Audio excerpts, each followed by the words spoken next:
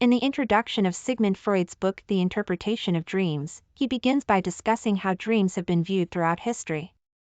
He notes that many ancient cultures believed in dream divination and thought they could be used to predict future events or gain insight into a person's life.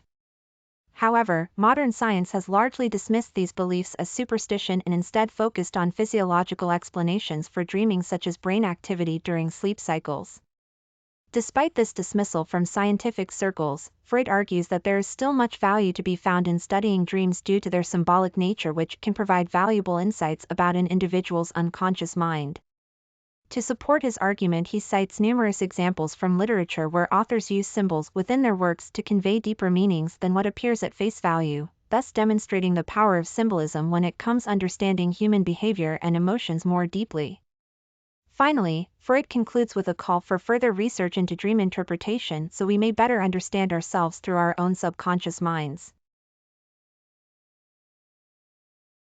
In Chapter 2 of The Interpretation of Dreams, Sigmund Freud examines the scientific literature on dreams and their interpretation. He begins by discussing Aristotle's view that dreaming is a form of thinking in which images are used instead of words. This idea was later adopted by other philosophers such as Descartes, who believed that dream images were caused by external stimuli rather than internal thoughts or feelings. Freud then moves to discuss more recent theories about dreams, including those proposed by psychoanalysts like himself who argued for an unconscious source behind them. He also looks at physiological explanations from neurologists and physiologists regarding how brain activity during sleep might influence dreaming experiences. Finally, he considers various psychological approaches to understanding why people have different types of dreams depending on individual characteristics like age or gender, before concluding with his own theory that all dream content has meaning derived from our innermost desires and fears. In Chapter 3 of The Interpretation of Dreams, Sigmund Freud outlines his method for interpreting dreams. He begins by noting that the dream is a disguised fulfillment or wish fulfillment and thus must be interpreted in order to uncover its true meaning. To do this, he suggests breaking down each element within the dream into individual components, which can then be analyzed separately before being put back together as part of an overall interpretation. This process involves looking at both manifest content, the literal elements, and latent content, symbolic meanings. Additionally, Freud notes that certain symbols are universal across cultures while others may have personal significance only known to the interpreter themselves. These should also be taken into account when attempting to interpret a given dream sequence.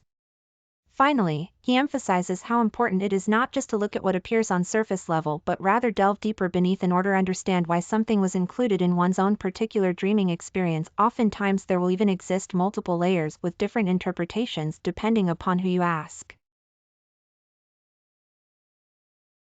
In Chapter 4 of The Interpretation of Dreams, Sigmund Freud discusses the material and sources from which dreams are derived.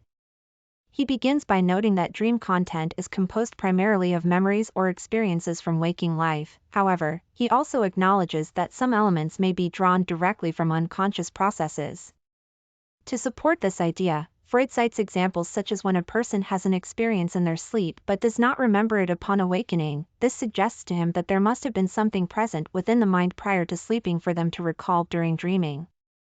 Additionally, he notes how certain symbols can appear repeatedly throughout one's dreams despite having no conscious connection with any particular memory or event. These too could potentially originate in the unconscious realm rather than being based on past events alone. Finally, Freud argues against those who believe all dream images come solely through external influences, such as spirits, since his own research indicates otherwise. Instead, they seem more likely due to either internal mental activity or both combined together depending on individual cases studied. In Chapter 5 of The Interpretation of Dreams, Sigmund Freud examines the dream work process. He begins by discussing how dreams are formed from unconscious wishes and desires that have been repressed in waking life. This repression is then expressed through symbols or images which appear in a person's dream as they sleep. Freud argues that these symbols can be interpreted to reveal what an individual truly wants but cannot express consciously due to societal constraints or personal inhibitions. To illustrate this point, he provides examples such as when someone has a fear of heights yet still finds themselves dreaming about flying high above the ground. Here it could be argued that their desire for freedom is being symbolically represented despite its conscious suppression during wakefulness. Additionally, Freud discusses condensation and displacement, two processes whereby multiple thoughts/ideas become condensed into one image within a dream, while other ideas may take on different forms than those originally intended, example, people becoming animals. Finally, he concludes with his belief that all dreams contain some kind of wish fulfillment, even if it appears disguised at first glance, thus providing insight into our deepest motivations and fears without us ever having to confront them directly whilst awake. Chapter 6 of The Interpretation of Dreams by Sigmund Freud focuses on the dream thoughts, which are defined as the psychical material from which a dream is made. He explains that these thoughts can be conscious or unconscious, and they may have been present before falling asleep or created during sleep. Freud then goes into detail about how dreams often contain elements such as memories, wishes, fears, and anxieties in order to fulfill certain desires while avoiding others. He also discusses why some people remember their dreams more than others due to differences in mental activity levels when sleeping. This includes factors like age and emotional state at bedtime. Finally, he concludes with an analysis of what happens after waking up, namely that we tend to forget our dreams quickly but still retain traces within our minds for later recall if needed, thus providing insight into ourselves even without remembering them directly. In Chapter 7 of The Interpretation of Dreams, Sigmund Freud examines the psychology behind dream processes. He begins by discussing how dreams are a form of wish fulfillment and that they often contain elements from our unconscious desires or repressed memories. He then goes on to discuss various techniques for interpreting dreams such as free association and symbolism analysis. Finally, he concludes with an examination into why some people have difficulty remembering their dreams while others can recall them in great detail. In conclusion, Freud argues that understanding the psychological mechanisms underlying dreaming is essential if we want to gain insight into ourselves and our behavior patterns. In Chapter 8 of The Interpretation of Dreams, Sigmund Freud examines the dream content and its meaning. He begins by discussing how dreams are composed from a combination of memories, wishes or desires that have been repressed in waking life. These elements can be combined to form an image which is then interpreted as having some kind of symbolic significance for the individual dreaming it. Freud argues that this interpretation process involves both conscious and unconscious thought processes. While we may not always understand why certain images appear in our dreams, they still carry important messages about our inner lives. Freud goes on to discuss various techniques used to interpret dream content such as free association, whereby one associates words with other related ideas, and symbolism, the use of symbols within a dream. He also looks at common themes found in many people's dreams including death, sexuality and aggression, all topics he believes hold deep psychological importance for us individually but often remain hidden beneath layers upon layers repression during wakefulness due to social taboos surrounding them. Finally, he concludes his chapter by stressing again just how powerful these subconscious forces really are when it comes to understanding ourselves better through interpreting what lies behind our nightly visions. In Chapter 9 of The Interpretation of Dreams, Sigmund Freud discusses the concept of dream censorship. He explains that dreams are subject to censorship by a mental agency which is responsible for transforming and disguising certain elements in order to make them acceptable or tolerable. This process occurs when an individual's conscious mind does not want him/herself or others around them to be aware of their true thoughts and feelings about something, thus it censors these ideas from entering into consciousness during sleep. Freud further states that this same mechanism can also act as a formative influence on the content and structure of dreams themselves, allowing some aspects while blocking out other ones depending upon what is deemed socially appropriate at any given time period. Finally, he concludes with how important understanding this phenomenon is for interpreting one's own unconscious desires accurately without being misled by external influences such as societal norms. In Chapter 10 of The Interpretation of Dreams, Sigmund Freud discusses dream distortion. He explains that the content and structure of dreams are often distorted due to censorship from our unconscious mind, which is caused by repression or other psychological factors. This distortion can take many forms such as condensation, combining multiple elements into one, displacement, shifting emphasis onto a different element, and secondary revision, altering details. Freud also suggests that some aspects may be exaggerated in order to make them more noticeable while others may be minimized so they go unnoticed. Finally, he states that these distortions serve an important purpose, protecting us from anxiety associated with certain thoughts or memories we would rather not confront directly. In Chapter 11 of The Interpretation of Dreams, Sigmund Freud examines the problems associated with dream formation. He begins by discussing how dreams are formed from a combination of conscious and unconscious material that is combined in various ways to create an overall impression or meaning. This process involves both condensation, the combining together of multiple elements into one, and displacement, shifting emphasis away from certain ideas. Freud then goes on to discuss the role played by wish fulfillment in dream formation. He argues that all dreams contain some element which fulfills a repressed desire or need for satisfaction. Finally, he discusses several other factors such as censorship, symbolism, secondary revision, and day residues, which can also influence the content and form taken by our dreams. Chapter 12 of The Interpretation of Dreams by Sigmund Freud focuses on the concept that everyday life is filled with unconscious mental processes. He argues that these are often overlooked and can lead to a variety of psychological issues, such as forgetting names or misplacing objects. Freud also discusses how dreams may be related to this phenomenon, suggesting they represent an attempt at resolving conflicts between conscious desires and repressed wishes from childhood experiences. Additionally, he examines slips of the tongue which occur when someone accidentally says something different than what was intended. According to him, these mistakes reveal hidden thoughts in our subconscious minds.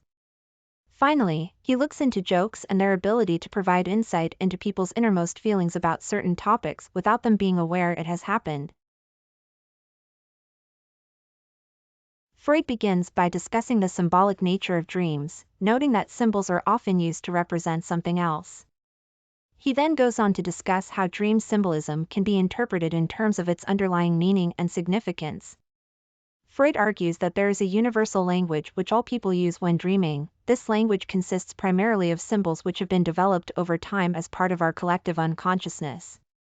Symbols may also take on different meanings depending upon their context within a particular dream or situation, making interpretation difficult but not impossible for those who understand them properly. Freud further suggests that certain objects or images appearing in dreams may serve as indicators for specific psychological states such as fear, anxiety, desire, etc., allowing us to gain insight into our own innermost thoughts and feelings through analysis of these symbols alone without any need for external input from another person's perspective, example, psychoanalytic therapy. Finally, he concludes with an overview outlining some general principles regarding symbol usage in order to help guide future interpretations more accurately. In Chapter 14, Freud discusses the psychic mechanism of forgetfulness.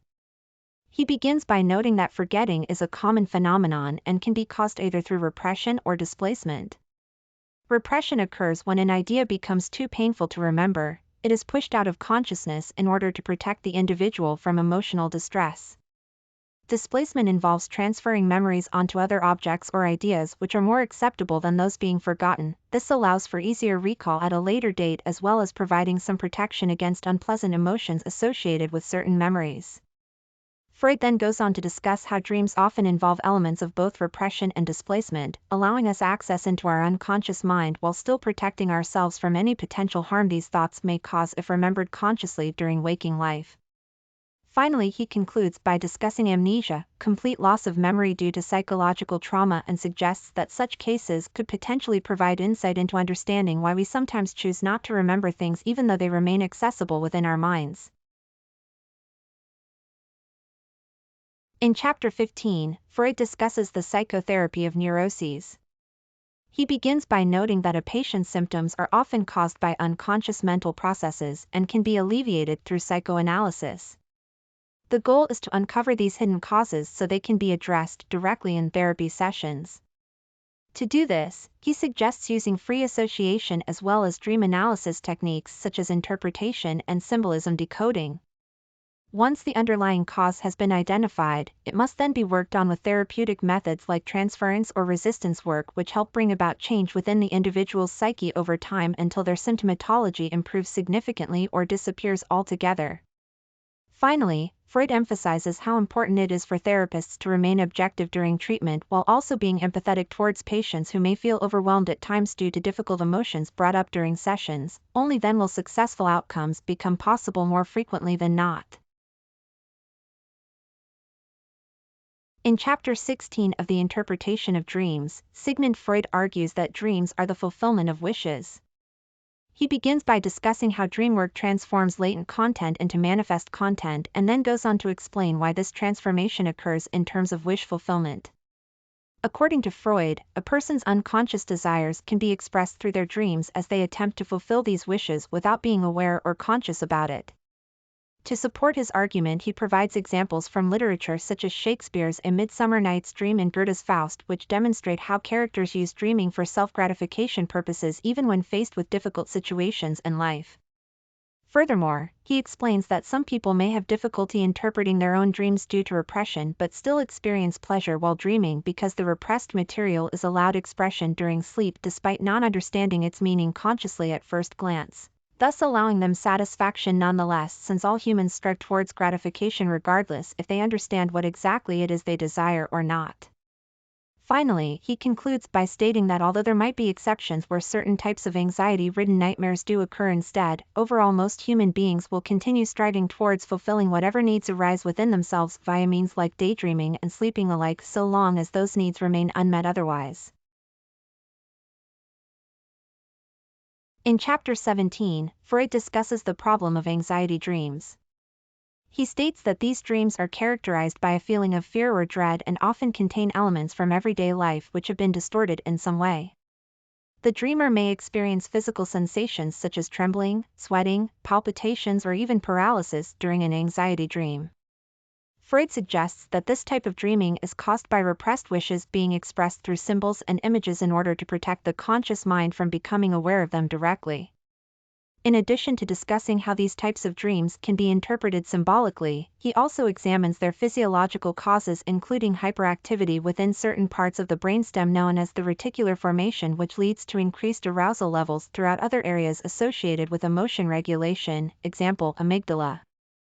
Finally, he concludes his discussion on anxiety dreams by noting that they serve both protective functions for our mental health while simultaneously providing us insight into unconscious desires we would otherwise remain unaware of. In Chapter 18, Freud discusses the occurrence of distressing dreams. He states that these types of dreams are often caused by repressed wishes and desires which have been suppressed in waking life due to moral or social constraints. These unconscious impulses can manifest themselves as anxiety-provoking images during sleep, resulting in a dream experience filled with fear and dread. In addition to this psychological explanation for such nightmares, Freud also suggests physiological causes may be at play. He notes that physical pain or discomfort experienced while sleeping could lead one into an unpleasant dream state where they feel threatened or persecuted by some external force. Finally, he argues that traumatic events from childhood, such as parental death, can resurface through disturbing imagery within our subconscious minds when we enter REM sleep each night. In Chapter 19 of The Interpretation of Dreams, Sigmund Freud discusses the material and sources from which neuroses arise. He begins by noting that a person's mental life is composed not only of conscious thoughts but also unconscious ones. These are often repressed due to their disagreeable nature or because they conflict with accepted social norms. Neurotic symptoms can be traced back to such repressed ideas, as well as other factors like traumatic experiences in childhood or physical illness. Freud then goes on to discuss how dreams provide insight into this hidden realm. Through dream analysis, one can uncover the underlying meaning behind seemingly nonsensical images and symbols found within them. Finally, he concludes that while some people may have an innate predisposition towards developing certain psychological disorders, example hysteria, it is ultimately up to each individual's own efforts at self-understanding if they wish for true healing and recovery from any form of mental distress. In Chapter 20 of The Interpretation of Dreams, Sigmund Freud discusses the theory of repression. He begins by noting that it is a process in which an idea or feeling becomes unconscious due to its incompatibility with conscious thought and feelings. This can be caused either through external influences such as fear or shame, or internal forces like guilt and anxiety.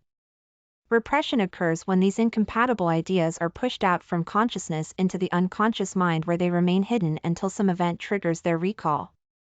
Freud then goes on to discuss how this mechanism works within dreams. He argues that dream content often contains repressed material which has been displaced onto other symbols so as not to cause distress upon waking up from sleep. Finally, he notes that although repression may seem unpleasant at first glance, it actually serves a beneficial purpose for mental health, since without it we would become overwhelmed by our own thoughts and emotions all day long. In Chapter 21, Freud discusses the return of repressed material in dreams. He states that a dream is often composed of elements from childhood memories and experiences which have been forgotten or suppressed by the conscious mind but are still present in unconscious memory. The content of these repressed memories can be revealed through analysis, as they appear disguised within symbols and metaphors used to represent them symbolically. Freud also explains how certain emotions such as fear, anxiety, guilt or shame may lead to repression. However, he argues that this process does not always result in complete forgetting, since some aspects remain accessible via indirect means like dreaming. Finally, he suggests ways for interpreting these symbolic representations so one can gain insight into their own subconscious thoughts and feelings about past events. In Chapter 22 of The Interpretation of Dreams by Sigmund Freud, the dream constructions of neurotics are discussed. Neurotic dreams often contain elements that have been repressed and forgotten in waking life, but which can be revealed through analysis. These include memories from childhood or traumatic experiences, as well as wishes for things to happen differently than they did in reality. Dream constructions also involve a process whereby unconscious thoughts become conscious during sleep. This is known as dream work and involves condensation, displacement, secondary revision and symbolization, among other techniques used to disguise these hidden meanings within the dream narrative itself. Finally, it is argued that understanding how such processes operate may help us better understand our own psychological states both when awake and asleep. In this chapter, Freud examines the psychogenesis of a case of homosexuality in a woman. He begins by noting that it is not uncommon for women to develop homosexual tendencies due to their upbringing and environment. In particular, he notes that when girls are brought up without any male influence or companionship, they may become attracted to other females as an outlet for their sexual desires. This can lead them into relationships with members of the same sex, which then becomes habitual over time. Freud goes on to discuss how such cases often involve feelings of guilt and shame associated with these activities. However, he also suggests that there could be some positive aspects too if one was able to accept themselves fully despite societal pressures against doing so. Finally, Freud concludes his analysis by suggesting ways in which individuals might overcome such inclinations through self-reflection and understanding rather than repression or denial alone. In Chapter 24 of The Interpretation of Dreams, Sigmund Freud discusses the disposition to obsessional neurosis. He begins by noting that this type of disorder is characterized by a patient's inability to make decisions and their tendency towards excessive doubt or caution in making choices. This can be seen as an expression of ambivalence, the simultaneous presence within oneself both positive and negative feelings about something, which he believes has its roots in childhood experiences with parents who were overly strict or demanding. In addition, these patients often display symptoms such as compulsive behavior, example, hand washing, which are attempts at controlling anxiety through ritualistic actions. They also tend to have difficulty forming relationships due to fearfulness around intimacy issues stemming from early life traumas related either directly or indirectly back to parental figures again being too harsh on them during formative years when it comes matters like sex education, etc. Finally, Freud suggests that there may be some connection between obsessive-compulsive disorders and dreams, since many dream images appear similar to those found in OCD sufferers' waking lives, for example repetitive thoughts/actions appearing symbolically represented via recurring themes throughout one's dreaming experiences.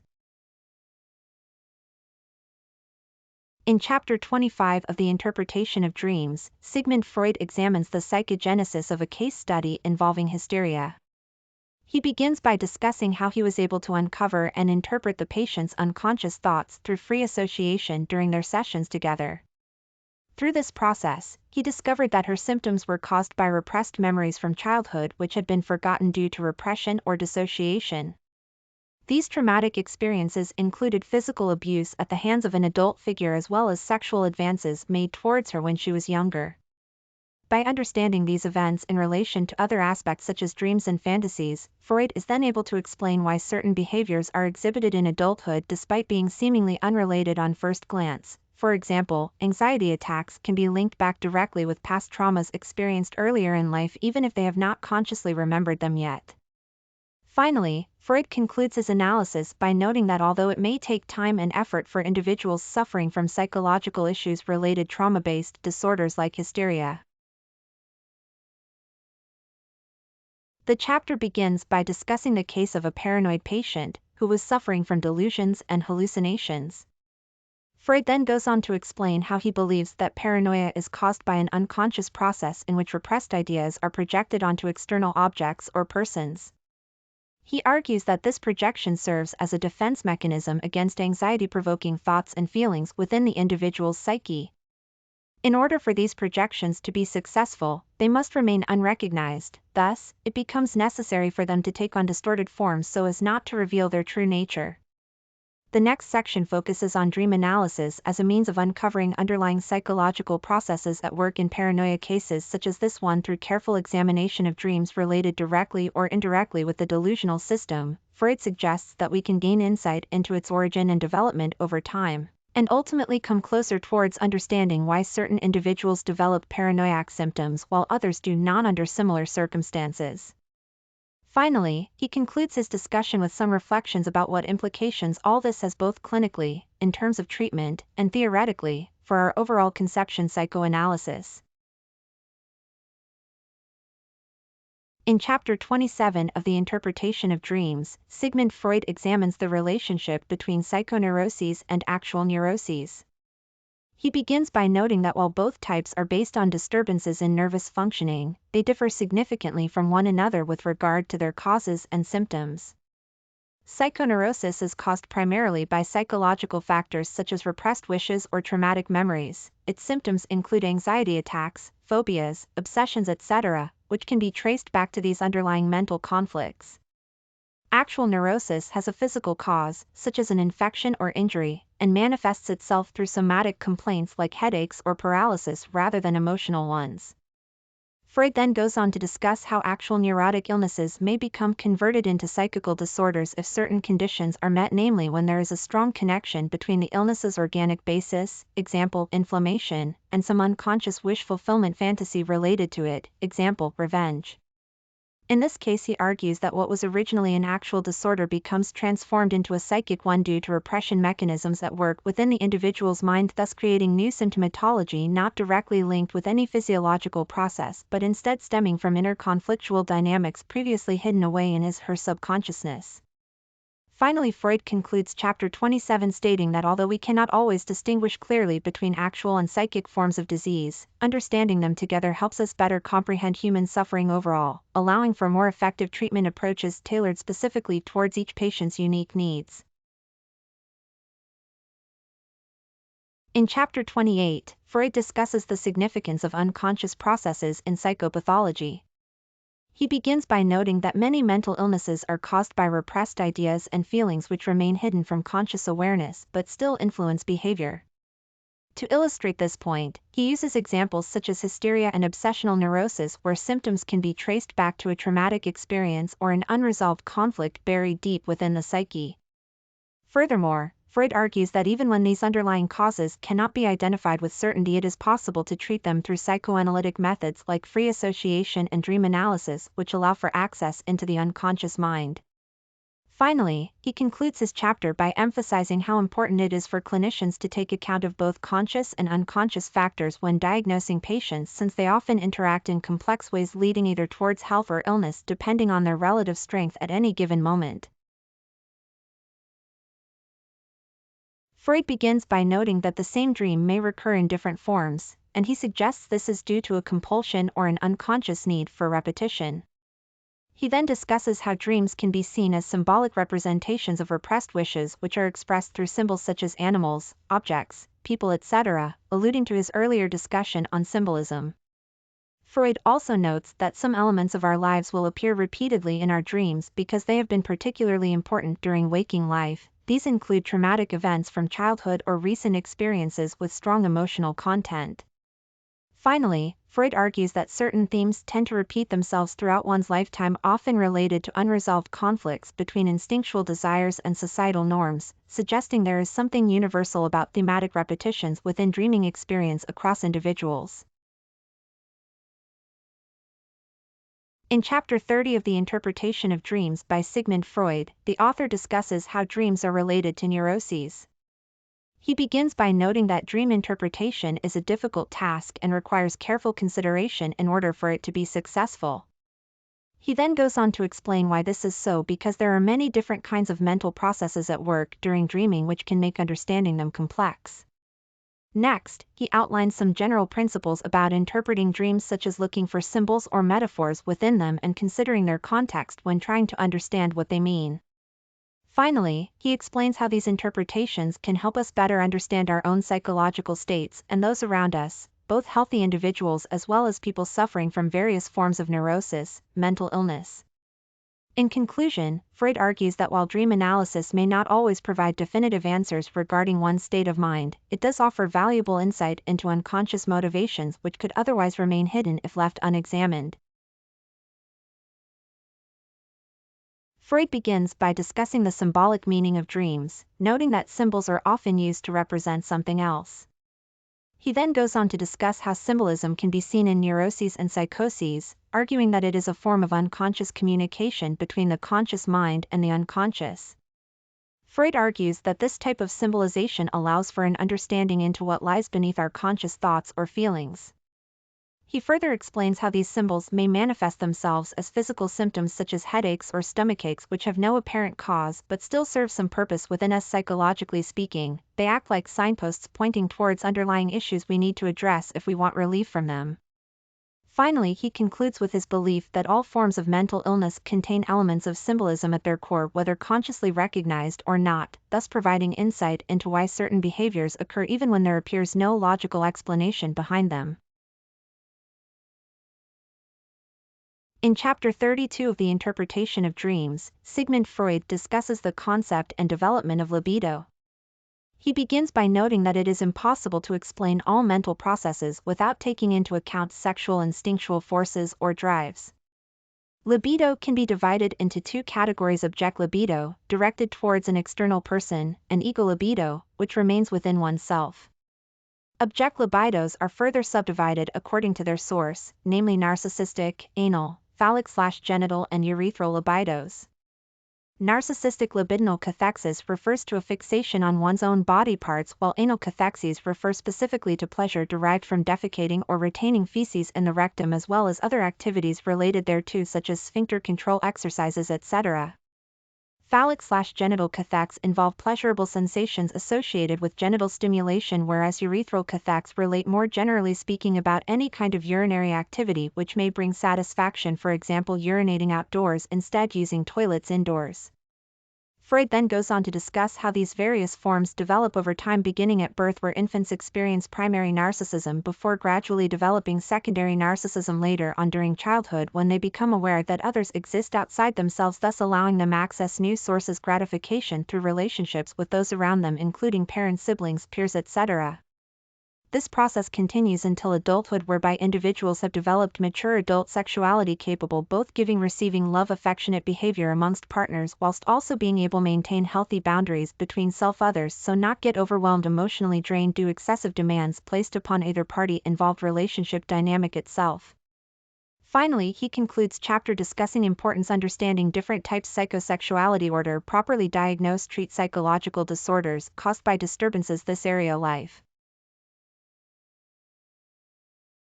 Freud begins by discussing the concept of unconscious mental processes, which he believes are responsible for many psychological phenomena. He then goes on to discuss how these unconscious processes can be studied and understood through dream analysis. Freud argues that dreams represent a form of wish fulfillment in which our repressed desires come out into conscious awareness during sleep. He also discusses his theory of repression, whereby certain thoughts or memories become blocked from consciousness due to their unpleasant nature or because they conflict with other beliefs we hold about ourselves and the world around us. Finally, Freud outlines some techniques used in psychoanalytic therapy such as free association and transference, both aimed at uncovering hidden material within an individual's psyche so it may be addressed directly rather than being acted upon unconsciously without any understanding behind it.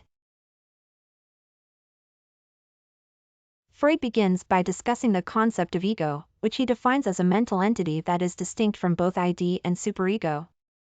He then goes on to explain how this distinction between these three entities can be used in understanding dreams.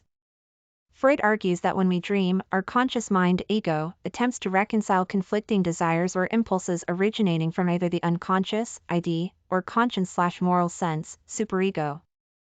This process results in what are known as dream work, an attempt at making sense out of seemingly nonsensical images and symbols found within dreams. In order for us to understand why certain elements appear in our dreams, it is necessary for us to look beyond their literal meaning and instead focus on uncovering any underlying psychological motivations behind them. Only through such analysis can one truly gain insight into oneself via dreaming.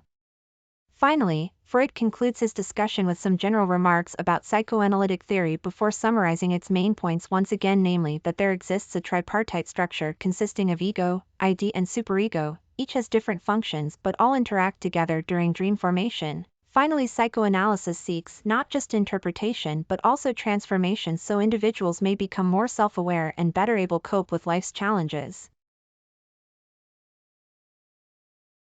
Freud begins by noting that the superego is a product of identification with parental figures, and it serves as an internalized moral authority. He then goes on to discuss how this process works in terms of its effects upon behavior. The ego identifies itself with certain aspects or qualities from both parents. These become part of the individual's own personality structure. This creates a tension between what Freud calls the ideal, what one would like to be, and reality, how one actually behaves. In order for individuals to maintain their sense of self-esteem, they must strive towards achieving their ideals while also accepting themselves as they are. The superego can take two forms, either harsh/strict or lenient/permissive, depending on which parent was more influential during childhood development. A strict superego will lead people into feelings such as guilt when rules have been broken, whereas those who had permissive upbringings may feel less guilty about transgressions because there were no clear boundaries set out for them growing up. Finally, Freud notes that although we all possess some form of conscience within us due to our upbringing, ultimately it's down each person individually whether they choose follow through with acting morally right or wrong based off personal values rather than external influences alone. In Chapter 36, Freud discusses the theory of anxiety. He begins by noting that it is a feeling which can be experienced in both physical and mental forms. Anxiety has two sources: external danger or internal conflict between instinctual impulses and reality-oriented forces within us, the ego. The former type of anxiety arises from fear of an actual threat, while the latter results from repression, a process whereby unacceptable desires are blocked off so they cannot reach consciousness but remain active at some level below conscious awareness.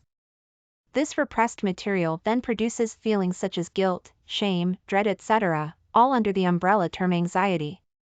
In addition to this intrapsychic source for anxiety, there may also be biological factors involved. These could include genetic predispositions towards certain types of anxiousness or even physiological changes due to illness/trauma, etc. Finally, he notes how important it is not only to understand what causes our anxieties but also how we respond to them, whether through avoidance strategies like flight/fight reactions or more constructive methods such as talking about one's worries with someone else who might offer support and understanding. In Chapter 37, Freud discusses the concept of defense mechanisms. He explains that these are unconscious processes which protect a person from anxiety and distress caused by unacceptable thoughts or feelings. Defense mechanisms can be divided into two categories: repression and reaction formation. Repression is an unconscious process in which unpleasant memories, ideas, or impulses are blocked out of conscious awareness, while reaction formation involves replacing one feeling with its opposite, example, love to hate.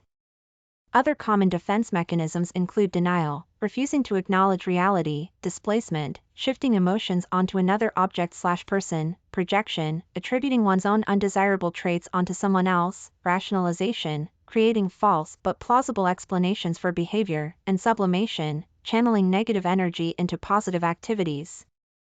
In conclusion, Freud argues that understanding how people use their defenses helps us better understand why they behave as they do.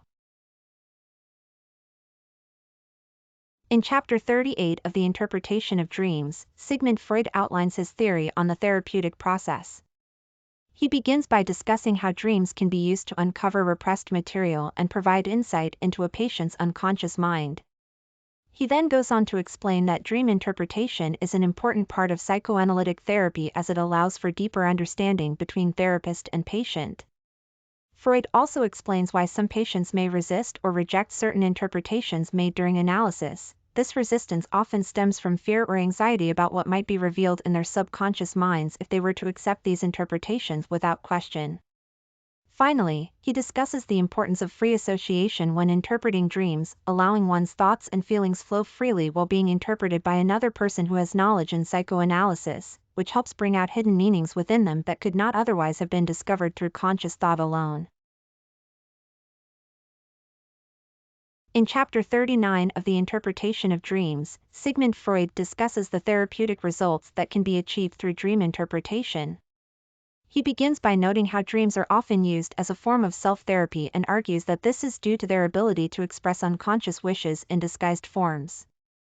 This allows for an individual's repressed desires or anxieties to become conscious without causing too much distress.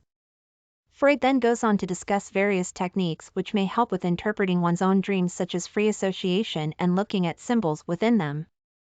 Finally, he concludes by emphasizing the importance of understanding both manifest content, the surface-level meaning, and latent content, the underlying psychological significance. By doing so, it becomes possible for individuals not only gain insight into themselves but also find ways in which they can resolve any conflicts present within their psyche. In Chapter 40 of The Interpretation of Dreams by Sigmund Freud, the theory of dream interpretation is discussed. According to Freud's psychoanalytic approach, dreams are a form of wish fulfillment and can be used as an expression for unconscious desires or anxieties that cannot be expressed in waking life. He argues that all elements within a dream have meaning and should not simply be dismissed as random images, rather they must each represent something significant about the individual's innermost thoughts and feelings. In order to interpret these symbols correctly, it is necessary to understand how our conscious mind works when we sleep, what he calls the psychic apparatus, which includes both primary processes, unconscious, thinking such as condensation, displacement etc., secondary process, rational, thought like judgment and criticism plus censorship from external sources e.g. society/culture norms. Freud also explains his method for interpreting dreams, firstly breaking down into its component parts, then looking at them individually before putting together again with new understanding gained through analysis so one may gain insight into their own psyche. Finally, he discusses some common themes found in many people's dreaming lives, including death anxiety, sexual desire and guilt over past actions, allowing us greater access than ever before on why certain things appear during slumbering hours. Outro. Through this chapter, readers learn more about how our minds work while sleeping, along with gaining valuable tools needed to decipher hidden meanings behind seemingly nonsensical visions experienced nightly, ultimately allowing individuals better self-awareness leading towards healthier mental states overall.